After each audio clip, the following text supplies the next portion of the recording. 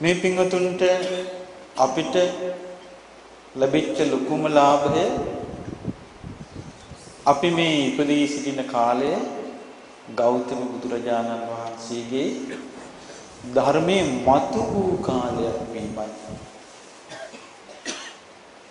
ඒ කියන්නේ එහෙමනම් ධර්මයේ මතු වූ කාලයක් නම් මේ කාලේ ඒකේ තව අර්ථයක් තියෙනවා. මොකද්ද? ධර්මයේ යටපත් වූ කාලයකුත් තිබුණා කියලා. ධර්මයේ යටපත් වූ කාලවලදී මිනිසුන්ට තිබෙන්නේ කුමක්ද? ධර්මයේ යටපත් වූ කාලවලදී මිනිසුන්ට තිබෙන්නේ තීන දෙයක් කාලා බීලා වැටවල් වලට මිනි මරාගෙන ජාති ජාතිත් මම පලි ගන්නවා කියලා බලාපොරොත්තු තියාගෙන එහෙම නැත්තම් ආයමත් අපි එකම පවුලේ ඉපදිමු කියලා බලාපොරොත්තු තියාගෙන මේක ඕනේ බලාපොරොත්තු තියාගෙන මැරිලා කොහෙද යන්නේ? ඔව් ඒ බුද්ධ ශාසනය යම් සමාජයක නැත්තම් ගෞතම බුදුරජාණන් වහන්සේගේ ධර්මයේ ඇහෙන්නේ නැත්තම් ඒ සමාජය තුල කුසල් අඳුනගන්න බැරුව යනවා. අකුසල් අඳුනගන්න බැරුව යනවා. කුසල් වඩන හැටි දන්නේ නැහැ. අකුසල් දුරු කරන හැටි දන්නේ නැහැ. එතකොට ශාසනයේ පිරිහුණාම පව් කරන එක්කිනා පව් කරනවා. ශාසනයේ පිරිහින කාලවලදී දිව්‍ය ලෝකේ හිස් වෙනවා. ශාසන පිරිහින කාලවලදී පිරින්නේ මොකද්ද? අපාය. එහෙනම් ලෝකේ වැඩිපුර තියෙන්නේ දිව්‍ය ලෝකේ පිරින කාලද අපාය පිරින කාලද? අපාය පිරින කාලය. ඉතින් ඒ නිසා පින්වත්නි මේ පින්තුන් දුර බැහැර ඉඳලා මේ ඇවිදිලා වාඩි වෙලා ආසාවෙන් ඉන්නේ ඒ ගෞතම බුදුරජාණන් වහන්සේ අප කෙරෙහි අපට ආදරයෙන් කරුණාවෙන් වදාළේ කුමක්ද කියන කාරණේ දැනගන්නයි. ධර්මයේ ඉස්මතු වෙච්ච යුගයක්. බුදුරජාණන් වහන්සේ නම පහළ වුණේම එක කාරණයක් අපට කියා දෙන්නයි. කුමක්ද? මේ ලෝකයේ තිබෙන සත්‍යයක් ගැන. ඔබ හිතන්නේ මේ ලෝකේ වැඩි බොරුද සත්‍යද? බොරු වැඩි. මේ ලෝකේ තියෙන්නේම බොරු. නමුත් බොරු තුල ඉන්න ලෝකයාට ඒක පේන්නේ නැහැ. ඇයි බැලූ ඇත සත්‍යයි කියලා වැඳුම් ලබන්නේ බොරුවටයි. ඒ නිසා ලෝකයේ තුල ඔබ හිතන්නේ බොරුව තියෙන්නේ මිනිසුන් අතර විතරක් කියලාද? නෑ. දෙවියන් අතරත් තියෙන බොරුව. මේ නිසා තමයි කලාතුරකින් මහා පින්වන්ත කෙනෙක් පහළ වෙනවා. එතකොට දෙවියොත් බලාපොරොත්තු වෙනවා ඒ කෙනා ගැන. මිනිස්සුත් බලාපොරොත්තු වෙනවා ඒ කෙනා ගැන. ජීවිත අවබෝධය කරන්න ඕනේ කියලා මහා පින්වන්ත උත්තමේ කල්ප ලක්ෂ ගණන් අසංඛේය ගණන් අසංඛේය කියන්නේ සංඛ්‍යාවක් කියන්න බැරි තරම් අසංඛේය ගණන් එකම ඉලක්කයකට ගියා. දැන් බලන්න එතකොට සම්බුද්ධත්වයේ පිණිස එකම ඉලක්කයකට අසංඛේය කල්ප ගානක් ගියා. ඒකේ අමාරුව ලේසිය හොයාගන්න මම ඔබට කියන්නම්. අපිට පුළුවන් මේ ජීවිතයේදී එකම ඉලක්කයකට යන්න. කී දෙනෙක් ඉන්නවද චතුරාර්ය සත්‍ය අවබෝධ කරගන්න ඕනේ අනේ මට මේ ධර්මේ නැතුව බෑ කියලා ටික දවසක් යනට අතාරිනවා. අවුරුදු 5ක් යන්න බෑනේ එක ඉලක්කයකට. මේ ජීවිතේ කොච්චර ඉන්නවද මන් දන්නේ නැහැ ඒක අතාරිනවා. පටන් ගන්න. අපි ධර්මය අවබෝධ කරගන්න ඕනේ කියලා. පස්සේ ඒගොල්ලොම කියන බෑ. අතාරිනවා. එතකොට පේන්නේ මොකද්ද? උතුම් ඉලක්කයකට නිකලිස් භාවයේ පිළිබඳ ඉලක්කයකට එක ඉලක්කයකට ඒ වෙනුවෙන්ම වෙන අරමුණු වල දුවන්නේ නැතුව ඒ වෙනුවෙන්ම කෙනෙක් යනවා කියන එක ලේසිද අමාරුද? අමාරුයි. එතකොට අපිට බාහිර සාක්ෂි ඕනේද? තමන්ගෙම තමන්ට ඉගෙන ගන්න බැරිද?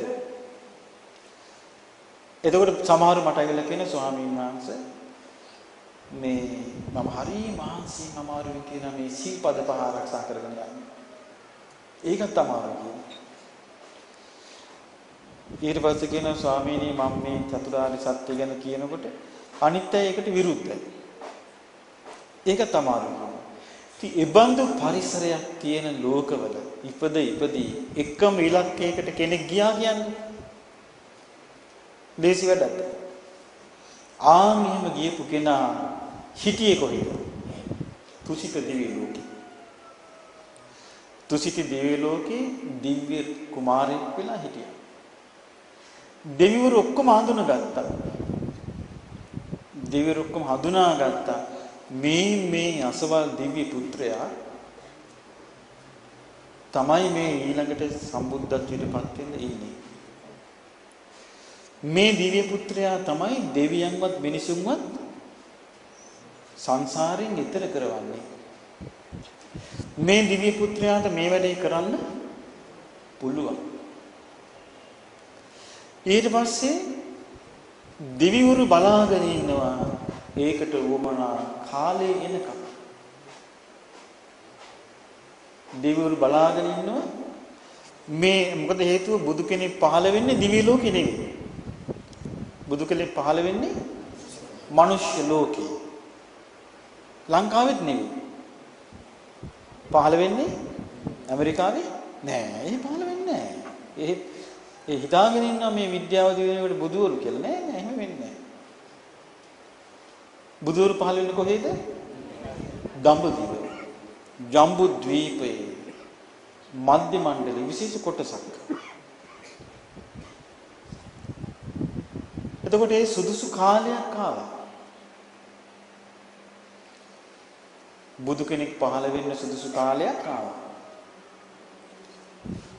බුදු කෙනෙක් පහළ වෙන්න සුදුසු දීපයක් තිබුණා. බුදු කෙනෙක් පහළ වෙන්න සුදුසු දේශයක් තිබුණා. බුදු කෙනෙක් පහළ වෙන්න හොඳ වංශවත් පරපුරක් තිබුණා. බුදු කෙනෙක් පහළ වෙන්න පිළිසිඳ ගන්න සුදුසු අම්මා කෙනෙකුත් හිටියා. ආයමත් ලෝකේ ඒ විදිහට සකස් වෙලා එන්නේ තව කොච්චර කාලෙකින්ද? මිනිසුන්ගේ ආයුෂ අවුරුදු 80000 ගියාමයි. එතෙක් වෙන බුදු කෙනෙක් නැත. එතෙක් බලා සිටියොත් ඒක මොකන්ද? ඥානවන්තකමක්ද මෝඩකමක්ද? මෝඩකම. ඊට පස්සේ අර දෙවිවරු අඳුනාගත්තනේ අර දිව්‍ය කුමාරයව. ඊට පස්සේ දෙවිවරු ගිහිල්ලා මොකද්ද කිව්වේ? කිව්වා මහා වීරයාණනි. ඇයි වීරියකමක් නෙමෙයිද? එකම ඉලක්කයකට සාරා සංඝ කල්ප ලක්ෂයක් යන්න මේ අවුරුදු 5ක එක ඉලක්කයකට ඉන්න බෑ. අවුරුදු 5ක ඉන්න බෑ කියලා ටිකට. මේ එකම ඉලක්කයකට සියලු දේවල් දිදි සියලු දේවල් අතහැර ලේසි වැඩ දෙකලේ. මහා වීරයාණනි කාලෝ යන්ති මහා වීරයාණනි දැන් ඔබ වහන්සේට කාලයයි. උප්පජ්ජ මාතු කුච්චියන් අම්ම කෙනෙක් ඉන්නවා. ඒ අම්මගේ කුසේ පිළිසිඳ ගන්නාසේක්වා සදේවකං තාරයන්තෝ දෙවියන් සහිත මිනිස්යාව ඊතර කරවන්නට බුද්ධස්සු අමතං පදං ඒ යමා නිවන අවබෝධ කරත්වා කියලා කවුද ඒක කිව්වේ? දෙවිවරු කිව්වා. එහෙමනම් බුදු කෙනෙකුගේ අවශ්‍යතාවය තියෙන්නේ මිනිස්සුන්ට විතරක්ද? දෙවියන්ටත් තියෙනවා බුදු කෙනෙකුගේ අවශ්‍යතාවය. දෙවියොත් අසරණයි චතුරාර්ය සත්‍ය නැත්තම්. ඇයි හේතුව? හැමෝම තම තමන්ට තේරෙන දේවල් කී යනවා මේක තමයි ඇත්ත අනිත් එක බොරු.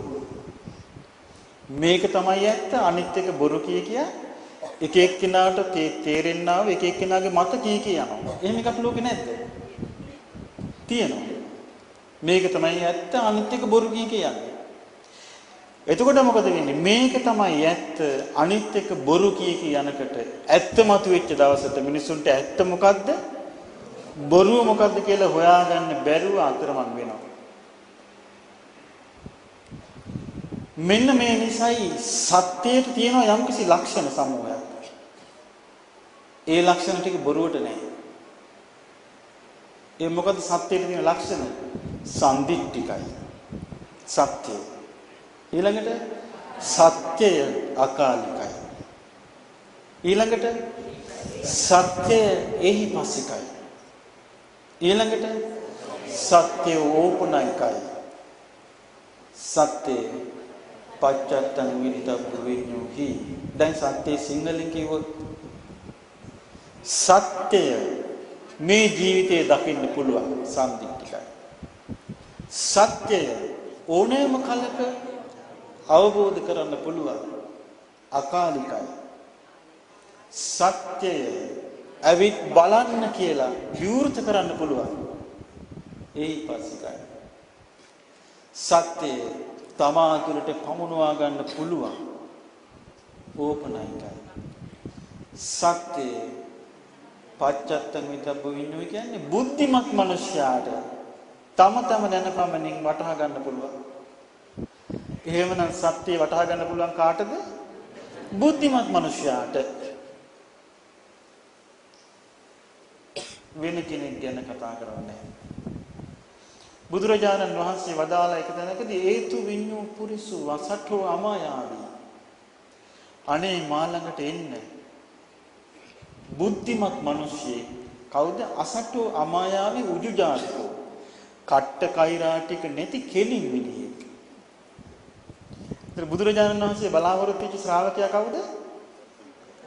කට්ට කෛරා ටික නැති කෙලින් මිනිස්සෙක්. ඒතු විඤ්ඤෝ පුරිසෝ කෙලින් බුද්ධිමත් මිනිස්සෙක්. බුද්ධිමත් පුරුෂයෙක් මා ළඟට පැමිණේවා. අසඨෝ අමායාවි. සට කපට නැති මායා නැති උජුජාතකෝ ඍජු. එතකොට එහෙනම් මේ ධර්මය අල්ලන්නේ කවුද? කට්ට කෛරා ටිකකම් නැති මායා නැති ඍජු බුද්ධිමත් මිනිසයා. ඔබ හිතන්නේ මේ මිනිස් සමාජයේ බඳු අය ඉන්නවාද නැද්ද? ඉන්නවා. ඒ බඳු අය කුඩා දරුවෝ අතර ඉන්න පුළුවන්. තරුණියෝ අතර ඉන්න පුළුවන්. තරුණියන් අතර ඉන්න පුළුවන්. වැඩිහිටියන් අතර ඉන්න පුළුවන්.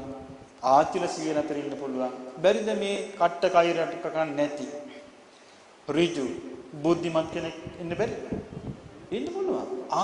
එයාට අර බොරුවට හසු නොවි බොරුව විනිවිදගෙන සත්‍යය කරා යන්න පුළුවන්.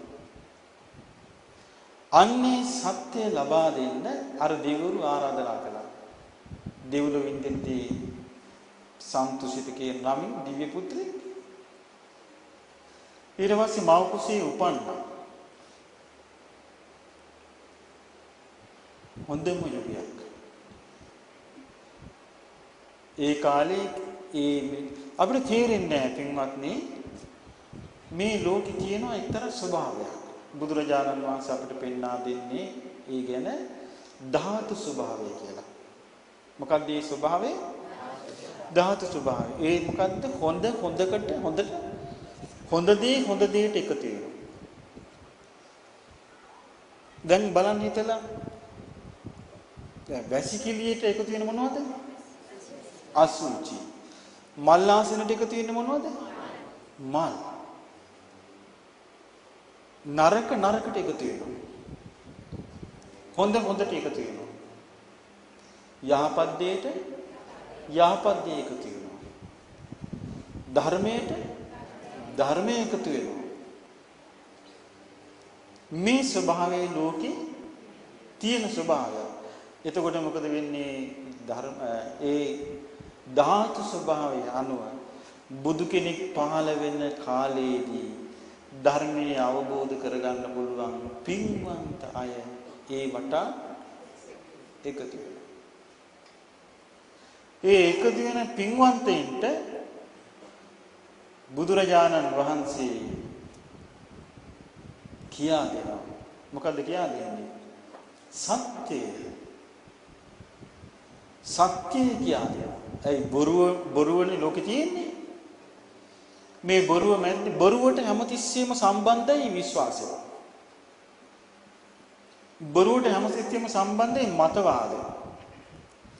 බොරුවට හැමතිස්සෙම සම්බන්ධයි ඇදහිලි. බොරුවට හැමතිස්සෙම සම්බන්ධයි බලාපොරොත්තු. හැබැයි සත්‍යයට යම්කිසි ප්‍රමාණයක සම්බන්ධයක් තියෙනවා කි. හැබැයි හොයන්න බෑ බොරුව වැඩි නිසා. ඒ නිසා පින්වත්නි, ඒ බුදුරජාණන් වහන්සේ අපට කියා දුන්නා සත්‍යයක්. එහෙනම් අපිට මේ ලෝකයේ සත්‍ය කියන එක දැනගන්න ඕනේ නම් ඒ සත්‍යය අවබෝධ කරපු අය ගැන දැනගන්න ඕනේ නම් ඒ සත්‍යයට පැමිණිච්ච පිරිස ගැන දැනගන්න ඕනේ නම් දැනගත යුත්තේ කුමක්ද අපි? ඒ ගෞතම බුදුරජාණන් වහන්සේ වදාළ ශ්‍රී සද්ධර්මයයි. බුදුරජාණන් වහන්සේ දේශනා කරපු ඇත්ත මේකයි. අපේ මේ සංසාර ගමනේ ආරම්භක කෙලවරක් සොයන්න බෑ. මේ ලෝකේ ආරම්භයක් ගැන විවිධ ආගම් කියනවා. මේ ලෝකෙ මෙහෙම ඉස්සලාම මහ පොළොවෙන් පස් ටිකක් අරන් කෙනෙක් මෙව්වා කියලා කියන්න පුළුවන්. ඊට පස්සේ මාපු එක්කිනාගේ ඇටයක් අරගෙන ඊළඟ එක්කිනා මෙව්වා කියන්න පුළුවන්. බැරිද කියන්න ලෝකෙ? කියන්න පුළුවන්. සමහරු කියන්න පුළුවන් පිටසක්වලකින් ඇවිල්ලා මේ පදී කියලා පටන් ගත්තා කියලා. බුදුරජාණන් වහන්සේ කොම මැද්දින් ඇත්තක් කියනවා. මොකක්ද ඇත්ත? මේ සත්‍යයේ ආරම්භක කෙලවරක් සොයන්න බෑ. මේ සත්‍යයේ ජීවිතය ආපස්සට බලන්න ක්‍රමයක් කියා දෙනවා.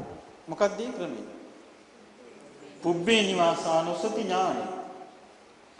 බුදුරජාණන් වහන්සේ කියා දෙනවා හරි. මෙන්න මේව සමාධිය දියුණු කරන්න. මෙහෙම පළවෙනි ධ්‍යානය ලබා ගන්න. මෙහෙම දෙවෙනි ධ්‍යානය උපදව ගන්න. මෙහෙම තුන්වෙනි ධ්‍යානය උපදව ගන්න. මෙහෙම හතරවෙනි ධ්‍යානය උපදව ගන්න. මෙන්න මෙහෙම ආපස්සට බලන්න. එතකොට තමන්ම බලා ගන්න.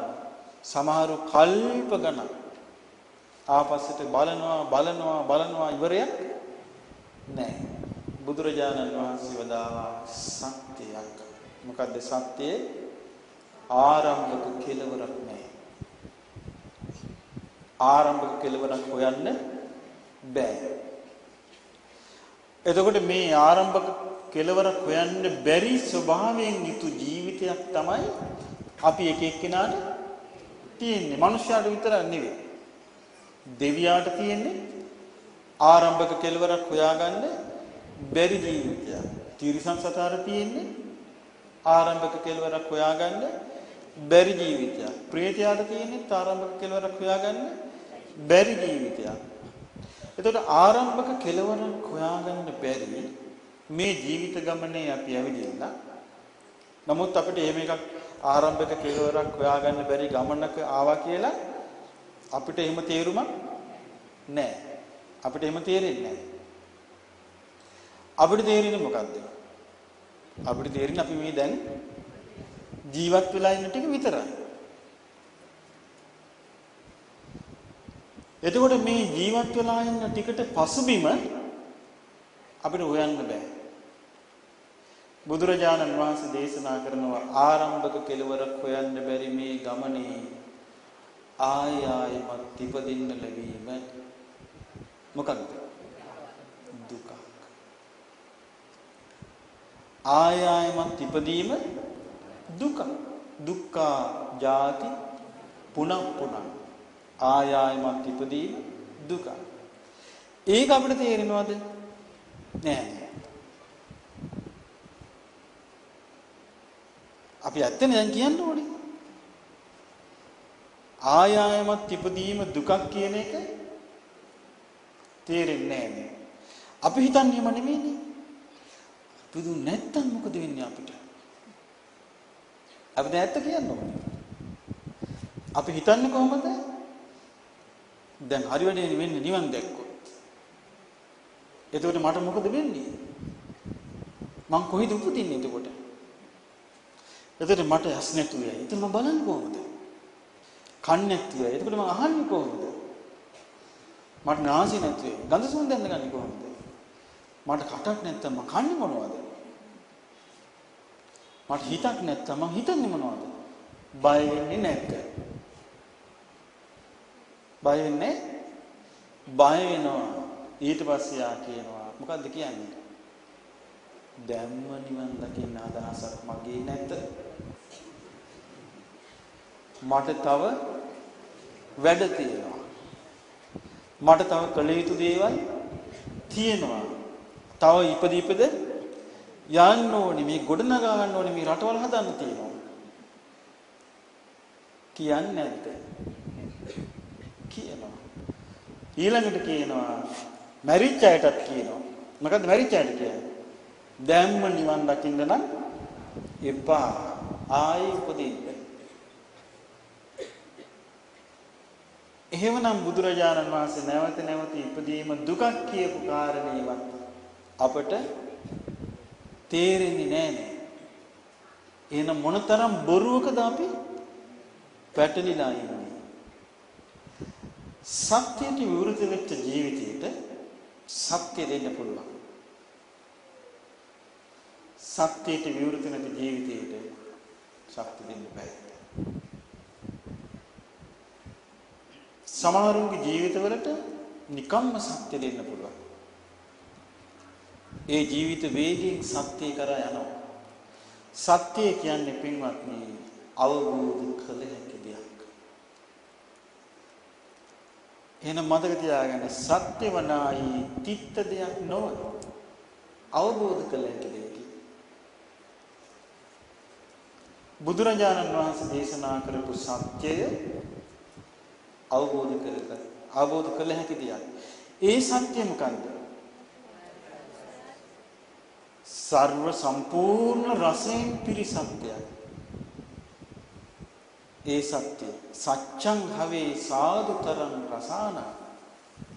සියලු රස අතර වඩාත්ම රසවත් දෙය සත්‍ය රසය. එතකොට බුදුරජාණන් වහන්සේ අපට දේශනා කළා මේ ජීවිතය ගැන පින්නතුනේ රසය වෙන්නේ මේ නිසා. ඒ බුදුරජාණන් වහන්සේ දේශනා කරන ධර්මයේ තුලින් අපි ඉගෙන ගන්නකොට ඒ සත්‍ය තුල අපි අවදි වෙනවා. අපි ජීවිතය ගැන අලුතින් තේරුම් ගන්නවා. අපි ජීවිතය ගැන කල්පනා කරනවා. ජීවිතය ගැන වටහා ගන්නවා. එතකොට යා ආයමත් උපදින්න කැමති වෙන්නේ නැහැ. එයා කැමති වෙන්නේ මේ උපදින ස්වභාවයේ මොන විදිහටද සිද්ධ වෙන්නේ කියලා අවබෝධ කරගන්නයි. ඒ දැන් බැලින්නම් එක එක්කෙනා එක එක විදිහට විදලා ඉන්නවා. සමහර ලස්සනයි. සමහර කැතයි. සමහර උපදිච්ච ගමම්ම ලෙඩේ. සමහර නිරෝගී. සමහර දුප්පත්. සමහර පෝසත්. සමහරුන්ට හොඳට මොලේ තියෙනවා. සමහර මැටි.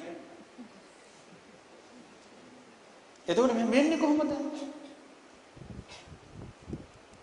ඊට පස්සේ මොකද වෙන්නේ? ඒ ලැබිච්ච දේවල් වලට අනුව එයාගේ ජීවිතය දක්කගෙන යන්නේ නැද්ද? අරගෙන යනවා. එතකොට මේ ජීවිතය අරගෙන යද්දී යාට ඉපදුනාට පස්සේ රෝග පීඩා නිසා කායික මානසික දුක් වේදනා විඳින්න වෙන්නේ නැද්ද? විඳින්න වෙනවා.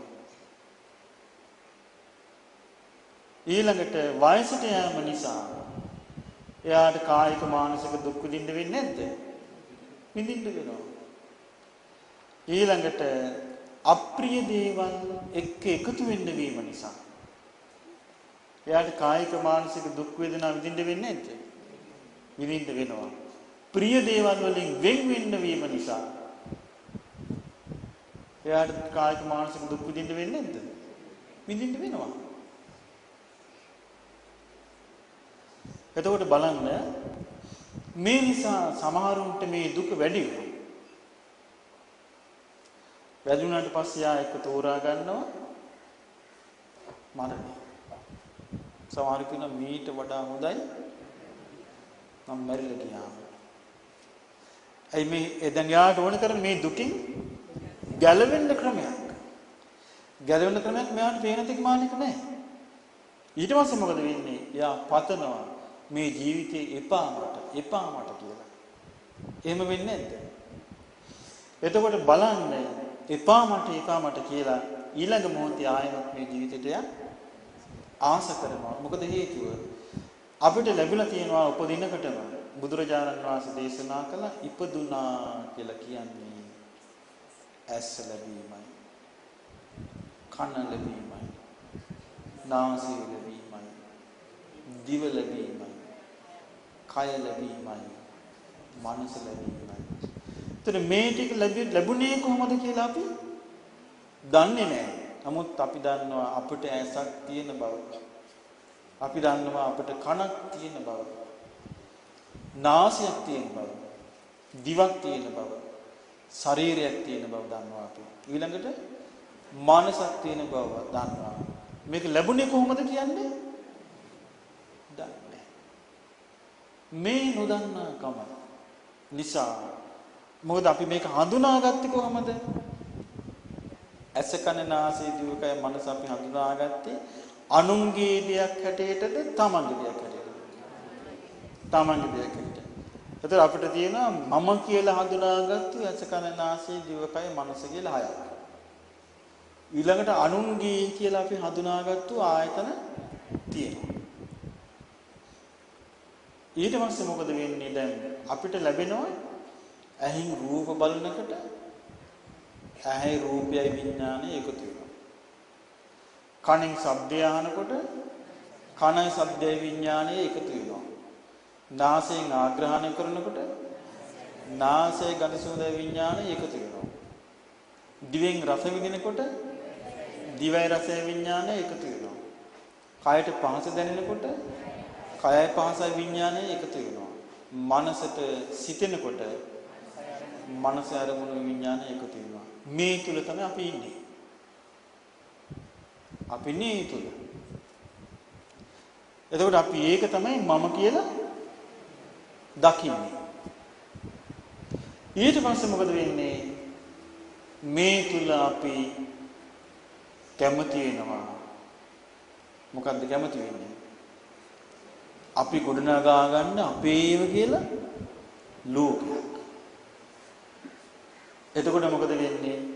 ආයෙ වැඩෙන්න ගන්නවා කෙලවරක් සසට උරුමකම් කියපු සියලු දේවල් ටික. මොනවද? ආසාව, තරහ, ඊර්ෂ්‍යාව, වෛරය, ක්‍රෝධය මේ ඔක්කොම බාහිර දේවල්. ආසාව කියන්නේ ජීවිතයක බද්ධ වෙලා තියෙන එකක් නෙවෙයි. තරහ කියන්නේ ජීවිතයත් එක්ක එකතු වෙලා තියෙන එකක් නෙවෙයි. ඊර්ෂ්‍යාව කියන්නේ ජීවිතයත් එක්ක එකතු වෙලා තියෙන එකක් නෙවෙයි. ක්‍රෝධය කියන්නේ ජීවිතයත් එක්ක එකතු වෙලා තියෙන එකක් නෙවෙයි. ඒ ඔක්කොම මේ බාහිර දේවල්. නමුත් ඒ ඔක්කොම මේ දැන් අර වැරදි ක්‍රමයකට ජීවිතේ කටයුතු කරපු නිසා ඒ ඔක්කොම ජීවිතයට සම්බන්ධ වෙලා තියෙනවා මේ වගේ. අපි ගමු සුදු වස්ත්‍රයක් අපිට තියෙනවා. සුදු වස්ත්‍රයක් අපි ගේනවා. දැන් සුදු වස්ත්‍රයේ මඩ නැහැ. මඩ තියෙන්නේ බාහිර. එතකොට මේ සුදු වස්ත්‍රයේ මඩ ගොඩට වැටිලා. වැටිලා ඊට පස්සේ සුදු වස්ත්‍රය අප උස්සලා ගන්නකොට උඩට දැන් කොහොමද මේ වස්ත්‍රය? මඩ තියෙන වස්ත්‍රයක්. එතන කවුරු හරි කිව්වොත් මේ මඩ කියන්නේ මේ වස්ත්‍රයට උරුම වෙච්ච එකක්.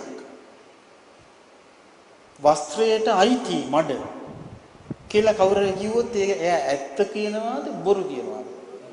ඒක බොරුවක්. ඒ මොකද? ඒ හේතුව.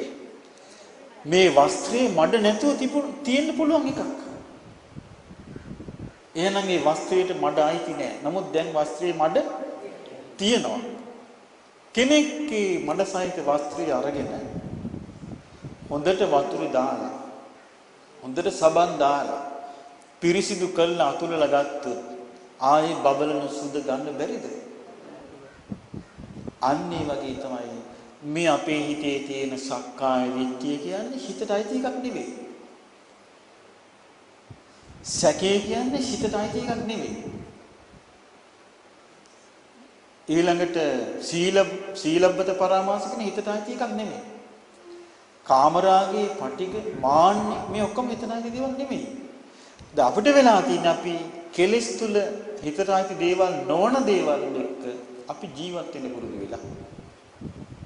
දැන් අපිට ඒවා හිතෙන් බැහැර කරගන්න බෑ. අපි හිතාගෙන ඉන්නේ ඒවා තමයි ජීවිතය